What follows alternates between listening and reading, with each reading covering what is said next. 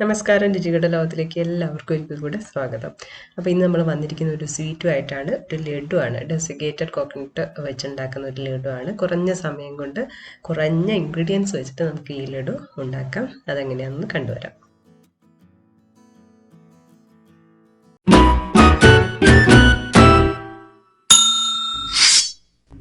ഇതിനായിട്ട് നമുക്ക് 1 കപ്പ് പാൽ ആവശ്യമുണ്ട്. ഇതൊരു പാനിലേക്ക് ഒഴിച്ചു കൊടുക്കാം. എന്നിട്ട് സ്റ്റവ് ഓൺ ചെയ്യാം. സ്റ്റവ് ഓൺ ചെയ്തിട്ട് ഒന്ന് ചൂടായിട്ട് വരണം. ഈ സമയത്ത് നമ്മൾ ഇതിലേക്ക് 1/2 കപ്പ് പാൽപ്പൊടി ചേർത്ത് കൊടുക്കുകയാണ്. എന്നിട്ട് കട്ടയില്ലാതെ നല്ലപോലെ ഒന്ന് ഇളക്കി കൊടുക്കാം.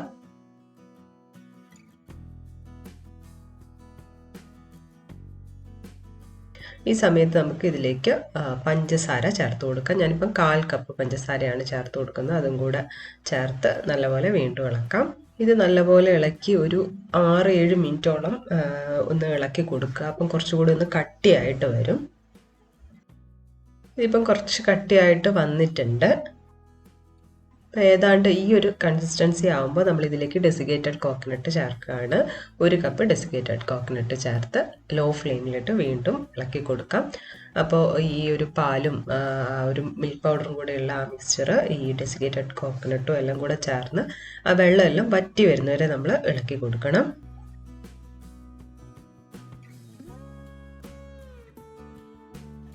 വെള്ളമെല്ലാം വറ്റിയിട്ടുണ്ട്, നല്ല ഡ്രൈ ആയിട്ടുണ്ട്. ഈ ഒരു സമയത്ത് നമുക്കിതൊരു പ്ലേറ്റിലോട്ട് മാറ്റാം. പാല് കൂടുതൽ വേണം തോന്നുവാണെങ്കിൽ ചൂടാക്കി വെച്ച് കുറച്ചായിട്ട് ചേർത്ത് കൊടുത്താൽ മതി.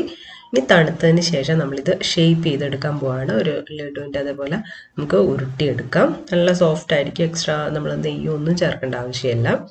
എന്നിട്ട് നമുക്ക് ഡെസിക്കേറ്റഡ് കോക്കനട്ട് കുറച്ചുകൂടെ എടുത്ത് വെച്ചിട്ട് ജസ്റ്റ് അതിലൊന്ന് റോൾ ചെയ്തിട്ട് എടുക്കാം. ഇതുപോലെ നമുക്ക് എല്ലാം ചെയ്തെടുക്കാം.